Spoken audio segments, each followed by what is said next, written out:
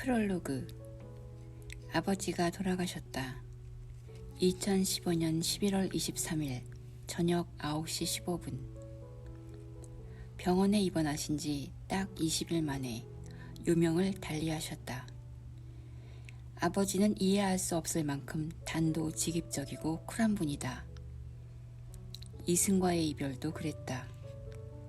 92살에 작고하기까지 꿋꿋하게 독립적으로 생계를 유지하셨을 뿐만 아니라 일상생활에 있어서도 결코 자식들에게 의존하는 법이 없었다.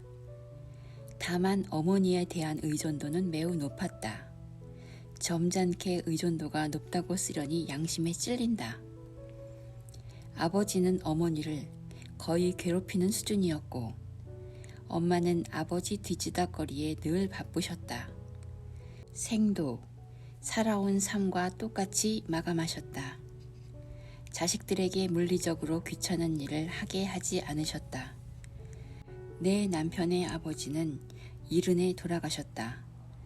돌연 심장마비로 급소해 가신 뒤 오랫동안 가슴이 아팠다. 내 남편의 어머니는 60의 중풍으로 쓰러진 뒤 84세에 돌아가셨다. 20년 이상 병 뒷수발을 한 때문인지 시댁 식구들은 모두 어머니의 죽음을 비교적 담담하게 받아들였다. 성질 급한 아버지의 임종 뒤 언니들은 어떻게 한두 달 병수발할 기회도 안 주고 저리 가시냐며 못내 안타까워했다. 어디 한두 달 뿐이랴. 아버지가 우리에게 헌신했던 것을 생각하면 우리는 10년이라도 아버지 병수발할 준비가 되어 있었다. 아버지가 돌아가신 뒤 많이 아팠다. 눈물은 나오지 않았다. 아버지는 인생의 기둥이라 내 삶의 기둥뿌리가 뽑혀나간 기분이었다. 온 몸이 아팠고 세포 하나하나가 앓고 있는 느낌이었다. 모든 일을 접고 아버지 유언대로 어머니를 잘 모시면서 조용히 살고 싶은 마음이 들었다.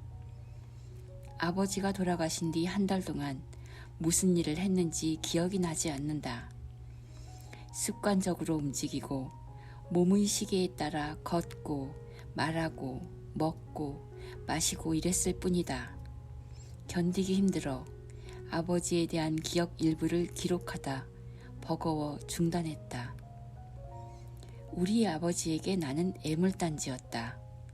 부모 속을 많이 썩인 자식이 부모를 잃고 가장 애통해하는 법이라고 사람들은 말한다. 예전에 그 말의 의미를 깨닫고 효도는 아니더라도 부모님 속을 좀 덜 썩이고 살았더라면 얼마나 좋았을까. 오래전에 동양의 현인은 부모에게 걱정을 덜 끼치는 것을 효도라고 했다. 부모를 기쁘게 하는 것이 효도가 아니라 걱정을 덜 끼치는 것이라고 한 까닭을 아버지가 돌아가시고 나서야 깨달았다. 아버지는 보수적인 데다가 몸의 일본식 사고와 생활이 몸에 배인 분이었다. 1924년 경남 밀양에서 태어나 4살 때 부친을 따라 일본으로 건너갔다가 20살에 귀환한 아버지는 내가 안티 조선 운동을 주도할 때에도 신문은 역시 조선일보가 최고다. 활자부터가 권위가 있어요. 라며 내 앞에서 조선일보 예찬론을 펼치시곤 했다. 그런 아버지는 요즘 말로 극혐이었다. 하긴 아버지 집안 전체가 보수적이다.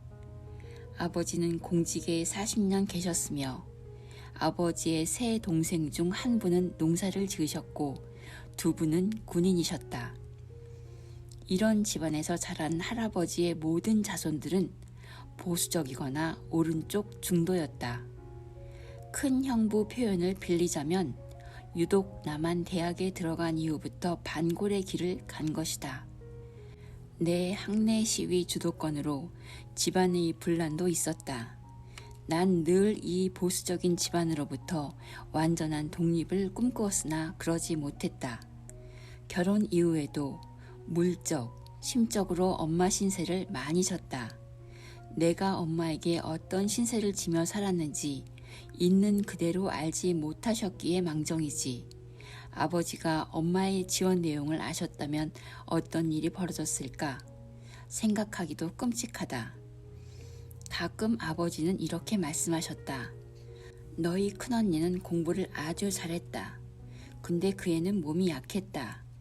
마음이 작아서 크게 기대하기 어려웠다. 너는 공부는 열심히 하지 않았지만 머리가 좋고 간이 컸다. 성격도 활발해 기대를 했었다. 그런 말씀 뒤에 꼭 이 말이 붙었다.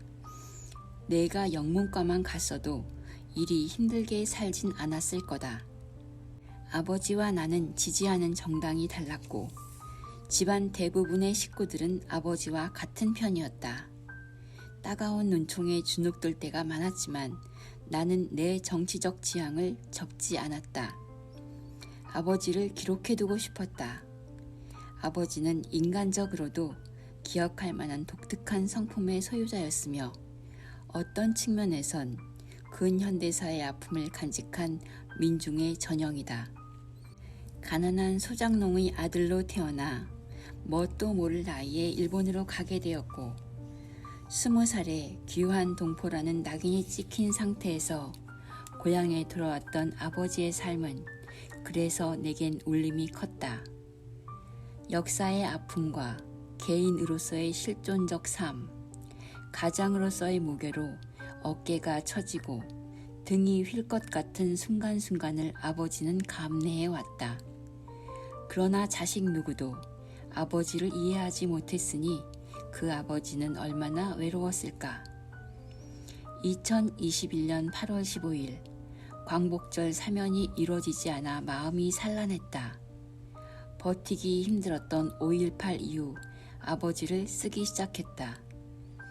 그런데 막상 글을 쓰려 하면 미운 정, 고운 정이 뒤얽힌 아버지와의 추억에 빠져버렸다. 에피소드의 한 장면을 글로 옮길 때마다 가슴이 먼저 시끄러워졌다. 아버지는 홀로몬교였다. 끝까지 무신론자의 스탠스를 지키셨다. 마지막 순간에 아버지 기도해드릴까요? 여쭸다. 부질없는 물음이었다. 아버지는 고개를 저으셨다. 아무것도 없어요. 끝이에요. 하시며 엄마 부탁 두 단어를 힘겹게 되뇌이셨다. 아버지는 제사나 신앙에 관심을 보이지 않으신 분이셨다. 아버지가 살아생전 불효한 막내가 남기는 기록 따위 저승에서도 관심조차 가지실 리 없음은 분명하다. 그럼에도 나는 아버지께 이 책을 드리려 한다. 잠이 들면 업어가도 모르고 지금까지 살아오면서 꿈을 꾼 기억도 별로 없다. 아버지가 돌아가신 뒤 아버지 꿈을 자주 꾼다. 그 꿈이 이승과 저승 경계의 어느 언저리에 있는 것이라면 나는 이 책을 정갈하게 만들어 꿈속에서 아버지께 전해드리고 싶다. 2016년 1월 타이핑해뒀던 낡은 원고를 다시 손에 들고 책을 쓰기 시작한 날 밤 아버지를 꿈에서 만났다. 꿈에서라도 아버지를 뵈니 좋았다.